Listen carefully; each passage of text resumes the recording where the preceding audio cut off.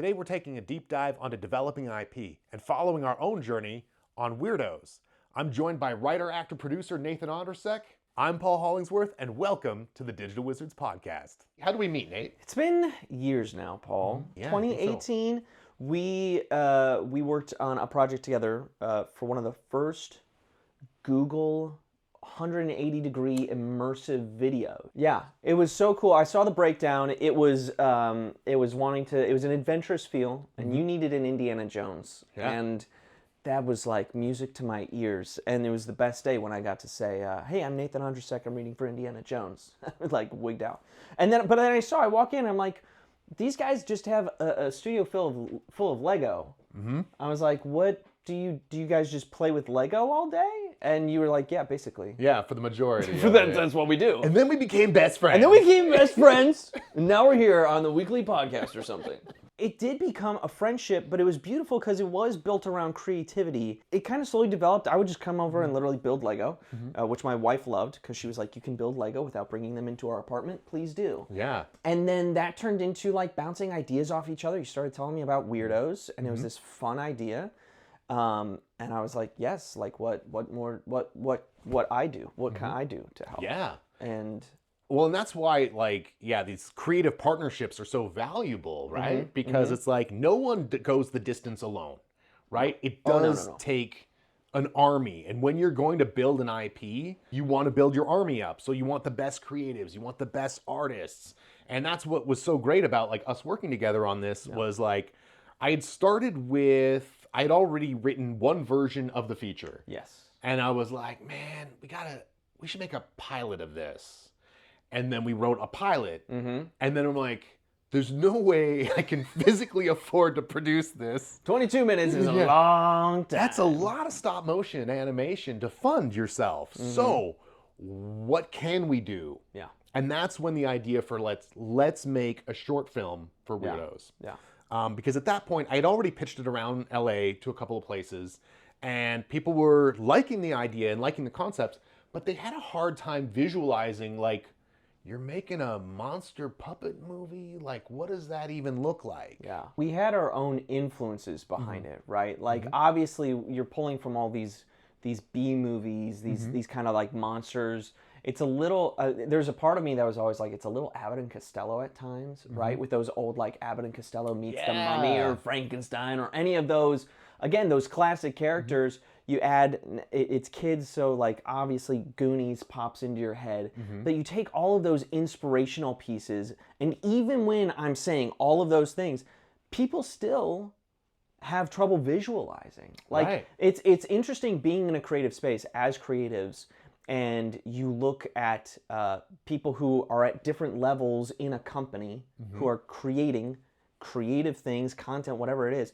they still have trouble visualizing because their brain is better for business, and we need those people. Yeah. But that's why you almost need to make your own short film at times. Typically, when we're writing, we like to have a brainstorm where just like anything can happen, anything can and will happen. The good ideas come out, the bad ideas come out. So now the filters are off. We could make something as violent or as crazy or as silly or as goofy as we like. Yeah. Tone becomes whatever you want it to be. You don't have to fit a box, which is a beautiful thing. And like you said, you get all the ideas out there. I think that's one of the best parts of our brainstorming sessions is like, there would be times where we would both go and both write a version. Right. And it's like, okay, well, what's hitting in this version? What's hitting in this version? What do we want to marry? What do we want to say? That's going to cost too much. Yeah. I love as a writer, I love the writing side for stop motion because I can write anything. And then I bring it to you, Paul, and I say, this is for your team to now animate. And we take it. And you take it. And your animators are like, what the heck, guys? And I'm the like, art director is always like, what the heck, Nathan? Why do you... Paul said it was okay. That's all that matters. Right, but there is something about that. How do you have the creative freedom to write anything, but then you have to think as a producer on like, what can you afford? What do you have? And every producer's got access to different things, right? Yeah. Maybe you grew up and you had a cabin or a location that you have access to. Yeah. Or maybe you have a great group of talented actor friends that are sharp with comedy and you could write comedy sketches. So write something that you have access to, right? Yeah. Also, don't break the bank for yourself. Give yourself some kind of limits. Yeah. For us with Weirdos, it was very important that we only had a 30-day shooting schedule. And when which is funny because some short films are done in like a day. Right. But it's animation. You have to, that takes time. You cannot stop motion animate 5 minutes in a day. But the planning to get there took 4 years of writing, rewriting, building puppets. Testing puppets. I mean, all of your sets, all of the mini props. Like, you guys were hard at work. Yeah, that's where Yesenia and Jeff really did an amazing job. They have this wonderful like bat cave, so they can build their own inventions. And some of the inventions is they build a super soaker flamethrower. And how else are you gonna fight a minotaur? Exactly, a flamethrower made out of a super soaker. We taught kids, put gasoline in a super soaker and attach a lighter. And then light it up. And it was amazing. And then when we were writing, I don't know if we had talked about you being Owen right away. Because in my mind, I was Owen at first. You talk about the pre-production leading up to animating. We did a whole bunch of just filming live action as a reference point to animation. And that prepped us, one, your animators were going to be able to have a reference point to then do the work more quickly and more easily. But then that also meant that I was the one acting out every part. I chased myself as a minotaur. And then I would do the lines, and I think that was around the time where you were like, oh man. I know, it's hard because, you know, not that I have to act in everything, but like when somebody does something better than you can or than I can, then I like want them to do that. And that's what happened with Owen. And there's this lovable, anxious nature that you bring to Owen as a voice actor that is just so perfect. Well, thank you. What's in the Weirdos short film, there's pages and pages. There's like hundreds of pages of stuff that didn't make it into the film that is all that world building. Who are the other characters? Where do they go to school? What are the other family relationships and family dynamics that they have? Like we actually even had a teenage witch character. We built the puppet for Violet, but she doesn't make an appearance in the short film. Yeah, because that's another voice actor. That's another character to work into this whole world. Like, again, knowing your cost is important. And that translates beyond, like, if you can do that for your own projects, if you can learn how to, you know, kill your darlings and say this is what's best for the film to make it on the budget that's needed, like you just can copy and paste that to any professional film set. Anywhere, right? Yeah. Making anything. Yeah, that's a good lesson, right? Because if you don't take that so personally, and you know that anything and everything can be flexible and can be cut at any given time, you know, and it makes the story better and it makes it something that you can finish. Because the other thing is, so often people are paralyzed by the fear of starting. Indie filmmaking's about getting a little bit done and a little bit more done every single week. And if you can dedicate 90 minutes a week to just one project, like it might take you weeks or it might take you months, but eventually at the end of it, you'll have something done. Yeah. We talk about what people can do for themselves, making their own content. Like, obviously it's something you're passionate about, right? Like, this is a world that I just have so much fun in. We're monster hunting. Like, let's go. And like, I'm a nerdy, anxious middle schooler. I mean, I don't have any experience for that. At any point in my life, like that was a lot of acting. Yeah, exactly. I was like being anxious. That was literally all of middle school. So you get to play characters and write characters. That was the easy thing then about writing Owen, because it's like, oh, I can see myself as this character and I can flow with this. Like, it just became such an easy thing to do because we created an environment and a world that we loved and we're so excited to work in. Sometimes, you know, it takes a team coming around you, right? Like you, Digital Wizards has such a great network of people that you guys work with. In front of the camera, behind the camera, pre-production, post-production, like you have an amazing team. When you have that group of people around you, it is admittedly a little easier, but like anyone can have that group. A little networking or just calling on your friends. Like I've got a group of friends that for someone's birthday, like 2 to 4 page scripts are written, and we just find a place and we just go film for a day.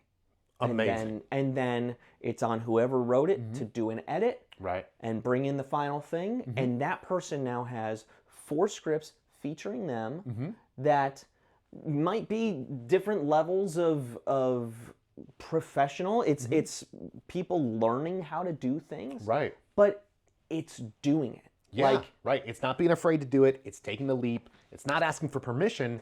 It's not trying to raise an amount of money that you don't have or you don't have access to. And then what a beautiful birthday gift, too, to give to someone as an actor. I was just talking to my wife. I'm like, director. the value of these gifts that we are giving each other. Like, when you take the idea of like time and what that would usually cost you to go somewhere and have a whole crew, like you're giving a gift that's thousands of dollars. Yeah. And but what it really is, it's this time together as friends, and it's this time to be creative. So anyone can do this. Right. Anyone can do this. Just grab your friends, grab a camera, and have fun. Like that's the goal of it. So like once Weirdos was done, we premiered at Mill Valley Film Festival, which is a massive film festival. I even went and spoke to the children at a local school, showed them all the puppets, showed them what you can do. What do kids do with art and crafts that they could actually make money doing? And how is this a career path that kids could take? But then when we had our premiere in Los Angeles at Los Angeles International, we had so many of the team come out for that, right? Yeah. We had like 30 people. It was so cool. Yeah. When it's like, Weirdos pops up on the screen, and it's just like cheering through the audience because half the audience is the people you know, right? Yeah. But it's like, it was so cool seeing that up on the big screen for the first time, and it just washes over, and you're like, wow, I made that thing. Like, I made that thing. And but it doesn't have to be a big screen either. Right. Like, seeing it on your computer screen and getting 10 people to watch it on YouTube, that's still a win. Like, you made a thing and you put it out there. Right. Exactly. So I'm on the red carpet, Paul. Okay. It's the Weirdos premiere. Yeah? It was so much fun. I remember we've got a picture. I think that like we create family books every year, photos, and it's like a picture that's in there of like, this is the premiere. Because it's something that you don't forget of, like, wow, I made a thing. It's about to be up on a big screen. Yeah. Everyone in this line right now is about to go into this theater and watch this thing that I made. And then you see the title opening, you see the characters roll through, you hear your voice for the first time, and it's like, man, I wrote that, and all these amazing people animated that, and there's the amazing music that I've been hearing, and like seeing it up there is, it's a whole new experience. Like I almost can't compare it to anything, because I think maybe you just like, there's the part of the artist that expects that it'll never happen, so that when you're seeing it happen, it's like, wow. Like, it's like if I do a commercial and all of a sudden I get a text from someone like, I just saw this commercial. Like, even that text, I'm like, that's amazing. If I don't see it myself in the wild, I'm like, is it really happening? Or did people just hear that I was in one and they're trying to make me feel good? Because that's how an artist's brain works. That's all part of the pieces of developing an IP, right? Yeah. So now we've got the short film. We've also got a pitch deck. We've gone around and done meetings with different studios about what does Weirdos look like in a bigger scale, right? Yeah. But then as the pieces come together, you start seeing, oh, there's a possibility we could get funding from France. There's a possibility that like we could get distribution in America first. Or we could get puppets made in all these different countries and have more of a global community build this piece together. And that's all about collaboration, right? That's why it's important that when you're at festivals, it's not, yes, we had a beautiful moment and it was, it was incredible to see our own film up on the screen. But also, like, while we're there, we're meeting other filmmakers who have, in their journeys, they're making beautiful films too. They're doing comedies and dramas and hitting on very important subjects. And I think that's also like incredibly rewarding to be able to meet with some of these other filmmakers, and then sometimes we even hire them for our projects too. Yeah. So well, it's knowing what people are good at and what they're passionate about, and yes, networking is how people work in this industry. let's talk about the importance of casting and voice direction. Yes. You're performing the live action video really, really well. And it was that vocal performance that like sold me on you being Owen. You have this beautiful sincerity of the true believer. Yeah. Right? Because you're this kid that is obsessed with monsters, and now monsters are real and they're in your own town and they're kidnapping your classmates, and you kids are the only ones who can save them. I needed you to not be the joke and to be the true believer, to contrast against Jasmine's skeptical, scientific nature. I'm glad you said it that way, of like, I needed you to not be the joke, because I think so much of what comes through in a good performance is when you have sincerity behind it, right? Owen was not a joke. Owen was a kid who believed in a thing, who was a little scrawny, right? But always devoted to his friend and always committed to the mission. Like, and voice acting, just like as an actor, like there are so many levels to it, but it does take direction. Like I would give you reads and you're like, oh no, let's try it this way, because you're hearing it a certain way. And you're knowing where you want it to go. So my favorite line delivery that you had throughout the whole film is when Jasmine and Owen are about to leave the mission, and Owen is giving the pep talk of protect the town, save our friends, and become the most popular monster hunters ever. Ever. You just gotta say it with that smile. Yeah. Do you remember the VO direction I gave you on that? Oh, I do, but I want to hear you say it again. Okay. I said, I want you to sound and imagine yourself like you are an anime princess and you have a little teardrop in your eye as you're saying it. Yes. And you said, now that you say that, I'm like, yes, of course that's what the direction was, because getting to use these styles and like painting those word pictures in my brain, I was like, oh yeah, like, it's just that looking off and like, yes. And like, if it were a different animation style, I could totally see that still being, that's the delivery. Right. But, oh my gosh, yes. It's finding those things. It's like, it's finding those ways to communicate with your performers that give them that shortcut to a character, right? Yeah. So right. Because so often you could get boggled down in backstory and you're like, your dad hates you and he doesn't believe, and your mother left you, and it's like, but sometimes you just need sadder. Well, and even in moments like with Weirdos, where it's like, oh, like Owen is scared, like there's a Minotaur, right? It's like, I could give you like a truly blood-curdling scream, like this is fear. And it's like, but that's not the tone, right? Like, it does, that's a moment where it's like, you do have to play it lighter, like be true to your character, but like, know your genre, know what you're telling. Exactly. And you do it so well. Also, Jasmine, played by Denise Garcia, is just like, she is a treasure. She is so sweet and so clever in all of her performance. You guys work really well off of each other, even though when you were in the voiceover booth, you weren't ever recorded together. You guys didn't even meet until the premiere. One of the screenings was our first time finally being like, oh, hey, nice to meet you, best friend, type thing. Which I think also, though, speaks to, again, the quality of the post-production, right? And just being able to weave through your direction. I mean, it's we've talked about this a bunch. It's collaborative. It goes from the paper and understanding the character, the voice direction and the voice performance, to the edit, where it's like, I may have given a line read two different ways, both fit the character, but this is the one that sounds the most like it's actually talking with the person that I wasn't actually talking to, right? Like, it's such a beautiful coming together in those final moments that it's like, yeah. It also helps that we spent a lot of time with the sound design on Weirdos, and that's where Justin really killed it.